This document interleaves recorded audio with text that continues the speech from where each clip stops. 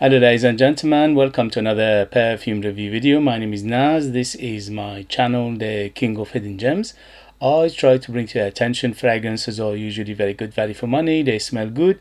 They're usually under the radar. Not many people talk about them. I think at least you should do research time for yourself and see if they're any good to you. So in this video I have another update for you, and this is the brand, well, it's a niche brand from Italy, from Florence, and it's called Lorenzo it's called Lorenzo Villoresi. So Lorenzo Villoresi, and this is in particular is called Uomo. It's EDT 100 ml. It retails for £125, but you can find a discounter here and there if you do your research.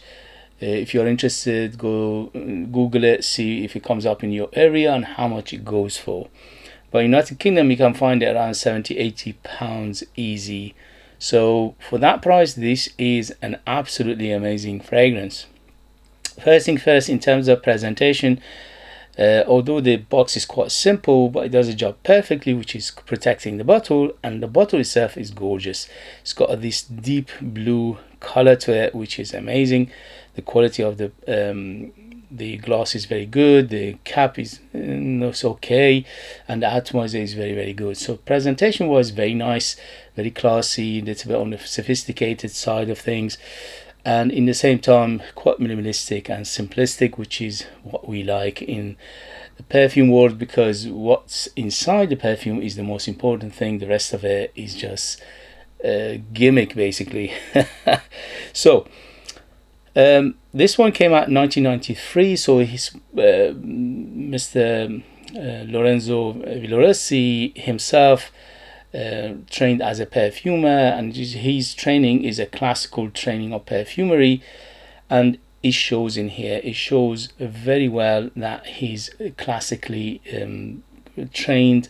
He's very knowledgeable, he's very experienced, and also he's got a taste for such a beautiful perfume. In terms of quality, this perfume is off the chart. Quality wise, very good quality, highest quality you can get for a price. In terms of ingredients and also in terms of perfumery, is one of the best out there. So in terms of perfumery, beautiful perfumery. Mr. Lorenzo Villoresi has done an amazing job in here, and he has to get praise for it, really. So he's a trained, he went to university as a student of history and philosophy, but when he came out of university he started to travel the world, especially the eastern side of the world, and he fell in love with the aromas and the scents and fragrances and the perfumes from those worlds. And he was so interested. When he came back, he started to train in perfumery, and he learned perfumery in a classical way, as I said, and he's done an amazing job here. So his perfumes, majority are EDTs. There are very few EDPs, and at the moment if you go to their website, they have around 20 perfumes altogether. This one is still available. That is a good news. Please, if you are listening, don't discontinue this gem. Is absolutely amazing.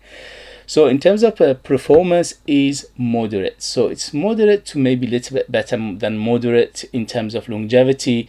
On my skin went up to 6 hours. On t-shirt and materials goes up to 8 hours. So moderate to good. In terms of projection, similar story, about an hour of projection and arm length, and after that slowly subside, but always have a good bubble, good cloud, and a good trail. Although it doesn't jump off too much, it doesn't become skin scent immediately either. So it's on the medium side, again on the moderate side in terms of projection.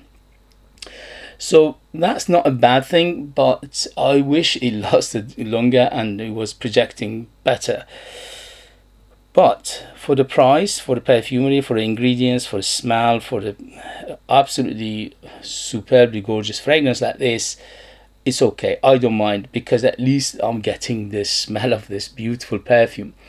In the first video when I unboxed it, I said it reminds me of many classical perfumes from the 70s and 80s, which is correct.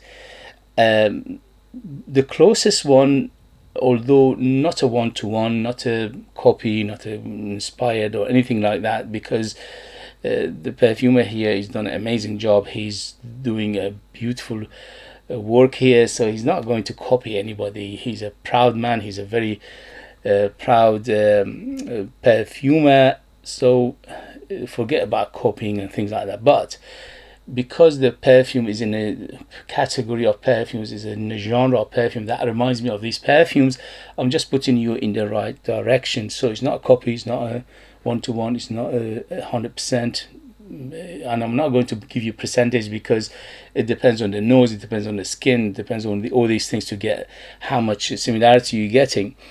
So the first one it reminds me of, which is very, very amazing, and that is the discontinued gem, which had a huge following in 80s and 90s. Unfortunately was discontinued, and even today people are still mentioning that beautiful perfume, and that is Van Cleef Arpels Pour Homme.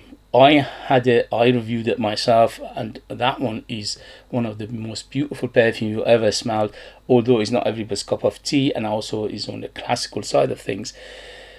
This one, it reminded me of that one to some extent, although again it's not one-to-one. Okay, so to some extent it reminds me of Van Cleef Arpels Pour Homme. So if you are looking for it, you can't find it, or it's very, very expensive, it's ridiculously expensive, you can find it, this is a good alternative to it. The other ones are Corum by Olivier Polge. Anyway, Corum, the original to some extent again, Oscar de la Renta pour Louis to some extent, Polo Green or Polo the original to some extent, and also Jack Bogart's signature. So these are again to put you in the right direction, just to give you a mental picture how is it smelling overall. Okay, don't go and get this and say, oh no, Naz, this is not a Van Cleef Arpels Pour Homme. Okay, as I said, reminds me of and is similar to. So that is a good news. That is amazing, because the quality of this perfume is very in par with Van Cleef Arpels Pour Homme, and is much better in terms of quality of the ingredients, in terms of perfumery, than those four I mentioned, which you can still buy them for a very reasonable price, but unfortunately they've been reformulated, they're not performing as well, and also they don't smell as good as they used to be. This one smells like the yesteryears. It smells like 70s, 60s, 70s and 80s perfumery, which is amazing. So that's very good. In terms of perfumery, top notch. I give it 10 out of 10 in terms of perfumery, in terms of knowledge, in terms of know-how, in terms of how he put this perfume together, in terms of blending it to perfection. These things get 10 out of 10. Smell-wise, 10 out of 10. Don't forget, I am biased toward these kind of perfumes. I am big fan of green, herbaceous, spicy perfumes anyway, and also I love the genre of perfumery of 60s, 70s and 80s perfumery. So this one is up my alley, and that's why I love it to bits. I give it 10 out of 10 for that as well. The only thing it lacks a little bit, which is not bad, which is the performance. The performance is 6 to 8 hours, 6 hours on skin, 8 hours on t-shirt, about an hour on projection, and after that is close to the skin. But I forgive it for that because it's an EDT. If it was an EDP, I would have expected a little bit more. I wish they made a maybe EDP version of this or a Perfume version of this, and that would sell like a hotcake, at least from the audience that love these kind of perfumes. So who's it for? Definitely mature. I would say at least 30 years and older to be on the safe side, because this is very classic, very masculine, very reminiscent of 70s and 80s perfumery. So you need to like this kind of fragrance to enjoy it. But I think a mature nose who've been around perfumes for longer, you will appreciate this better than a youngster. In terms of occasion, this is very, very versatile. You can dress it up, dress it down, daytime, nighttime, special occasion, casual. You can wear it to a wedding and a birthday party, and a close encounter, dating, dinner, all these things. Or you can wear it to go to gym, to office, to anything you want, because it's very, very versatile in that term, although it is on the opponent side of things. And in terms of season, this is all year round, again very, very versatile, so that makes it very, very good for signature scent, because it's very versatile in terms of season, it's very versatile in terms of occasion and application. That makes it a perfect candidate for a signature scent. So all year round, winter, summer, no problem. I put 10 sprays of it, and this is the performance I got out of it, which is 6 to 8 hours on the skin, 6 on t-shirt, 8, and about an hour of projection. And in terms of the gender, definitely masculine. So because it reminds me of many uber masculine perfumes and fragrances from 70s and 80s, that's why it just basically it goes to that category. But again, perfumes, perfume scent, fragrances don't have gender. It's all marketing BS. If you like a smell, wear it. If you don't like a smell, don't wear it. As simple as that. If you're a lady and you like this kind of perfumes and you're going to wear it, kudos to you, and what a good choice you're going to have. So let's get to the perfume itself. The perfume itself is basically 60s, 70s and 80s perfumery in a bottle, and in a perfection way. Imagine all those big hits of masculine fragrances from 60s, 70s and 80s in one bottle, and it's captivated and captured very well in here. The perfumer is done an amazing job of reincarnating, recreating this kind of perfumes, because today's market is the direction, you know which direction is going, sweet and more sweet. Here almost there is no sweetness, although there is a minimalistic sweetness in here, which is basically coming from those citruses.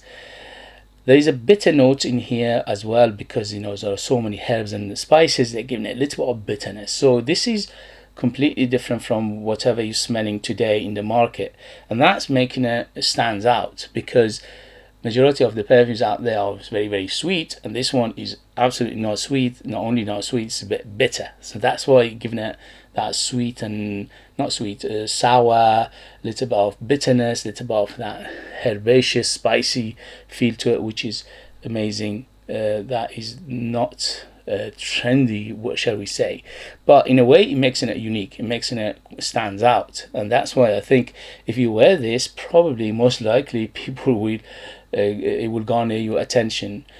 I'm not going to say compliments, because I don't believe in compliments. I think fragrances is there to enjoy, to lift your mood, to give you a better feeling, and also memories and things like that. But if somebody else likes it and it tells you that they like it, what you're wearing and all these things, is a bonus. Okay, I'm not going to tell you this is a compliment getter, because that's not what I do. Anyway, so it opens up with a huge citrus. The citruses on here is beautiful, it's very well done. I say these things quite often in my videos, that nobody does citrus like the Italian do, and here is an amazing example of it. The citruses in here is to die for. First of all, it's very smooth. First of all, they're not sharp. They're very rounded. They're very, very well blended. And the citruses in here is not only is uplifting, is bright, is happy, but it goes very well with everything else in here, which are the herbs and the camphousness of this fragrance, and the greenness of this fragrance, and the spiciness of this fragrance. So in the amalgamation of these notes together works superbly well. According to Fragrantica, we have so many notes in here, so I'll just go through them. This fragrance, although is not super complicated, but it is quite complex, so that's why probably different people will smell different things in here, but generally overall this is what I get. Okay, so definitely citrus in the beginning, plus those green herbaceous notes, plus the aromaticness. The aromaticness of this fragrance is off the chart. It's super aromatic, so you need to like your aromatic perfumes. The aromaticness is coming from not only the lavender, not only the bay leaf, not only the juniper berry, but the herbs, the coriander, the petitgrain, all these things giving it a very, very herbaceous and green feel and leafy feel and camphorous feel to it. The The element in here giving a hint of resin, not too much, just a hint of resin to making it a little bit on the sticky gooey side, but not too much. It's not a huge player. The sage, clove, pepper, thyme, juniper, and coriander here, and also bay leaf, all together giving a huge green herbaceous plus spicy, fresh spicy feel. The clove in here giving it that darkness, a little bit of darkness in here, but it's not a huge darkness, is on the moderate side. Overall, this fragrance are classified as fresh to semi-fresh, and also I classify this fragrance as aromatic, spicy, woody perfume. The combination of the lavender, the bay leaf, the thyme, the juniper berry here, and the petitgrain all together giving a very aromatic feel. So the aromaticness is the one of the biggest player here. Aromaticness first, second herbaceous feel, third is the spicy feel, and this is the order I get the notes in here. The base is very nice base, which is quite dense, but I wished it was stronger because the oak moss in here is much toned down. I wish the oak moss was amped up, probably because of the these days the oak moss, the real oak moss, is banned in perfumery, unfortunately, and people are using the synthetic oak moss instead. And synthetic oak moss, of course, it doesn't have the depth and complexity of the natural one, so that's why probably this is what happened to it. Originally it had an original way it came out probably had a big natural oak moss, but later on they had to put replace it with a synthetic one, and that's why it's much toned down now. But vetiver, rosemary, look, it's just herbaceous after herbaceous here. Vetiver, rosemary, oak moss, sandalwood, cedar, patchouli, musk, and rosewood. So you can tell it's very woody in the base, but the woods are very smooth and very rounded and also very clean. But the herbaceous nature of this fragrance is off the chart. Vetiver here giving it that little bit of grassy feel, little bit of that beautiful classical feel as well, and also the rosemary plus thyme plus sage plus bay leaf plus coriander, all these things giving it a big herbaceous feel. So overall, the patchouli here giving it a little bit of depth and complexity, but the patchouli here is a variety of green and also clean patchouli rather than being dense and very earthy. And the musk overall on the tone, but it's not too much muskiness, it's just a hint of musk in here, which is clean again. So it's a little bit soapy, a little bit on the clean side of things, a little bit soapy, definitely on the herbaceous, little bit. It gives me at least the feel of like a herb garden. I'm walking through the herb garden and I'm smelling all sorts of herbs and all sorts of greenery, plus some citrus fruits out there, and also the woods of the trees and things like that. So it's a very garden smell to it, which is very realistic and very naturally smelling to it, which is very nice.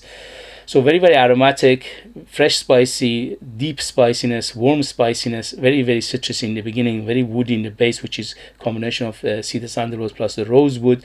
Quite earthy, little bit earthiness, not too much, and also herbal feel and warm spiciness, plus a little bit of camphorous feel, a little bit of that dusty feel to it as well, and also a little bit of resin feel to it overall as well. So if you like this kind of fragrances and you like the fragrances I mentioned earlier, which are Corum, Paul Louis by Oscar de la Renta, Polo Green, and also Jack Bogart's signature, plus the best one of all of these, in my opinion, which is close to my heart myself, is Van Cleef Arpels Pour Homme. So if you like all those, you will love this. If you don't like those for some reason, you won't like this, because this is like amalgamation or essence of all these things being in one perfume. So highly recommend it. Give us 2 thumbs up. Beautiful perfume from beginning to end. The only thing is lacking is a little bit on the performance side. It is moderate to good, which is not bad for EDT. You can forgive it, but I wish it lasted a little bit longer. although I put 10 sprays of it and that was the performance I got out of it. If you want more performance, obviously you have to go a little bit heavier on the trigger, probably go up to 15, 16 sprays of it, and that would probably make it easily up to 8 hours on the performance side. Okay guys, if you have it, if you know it, if you tried it, let us know your experience. That would be useful for others to read. If you like what I do, if you find it useful, informative, valuable, or entertaining, please don't forget to hit those buttons. This way you help me, encourage me, motivate me to bring you perfumes like this in future that nobody else is talking about. Amazing value for money, they smell great, and they're hidden gems. This beauty is definitely a hidden gem. If you are interested in purchasing one of my own perfumes and support me that way and get something very beautiful in return, you could do that. I'll leave them in the link. I'm the perfumer, I'm the artist, I'm the worker, I'm the creator. So they are true handmade perfumes just for you lucky people in the United Kingdom. I put more than 60% pure perfume oils in my perfumes, which is unheard of. Imagine this one's got about probably 12 to 14% perfume oil in it, and mine is 60%. So imagine how big, bold, long lasting, ultra beast mode they are.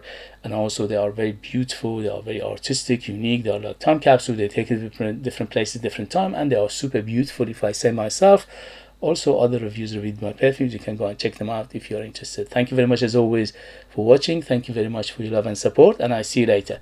Bye bye bye.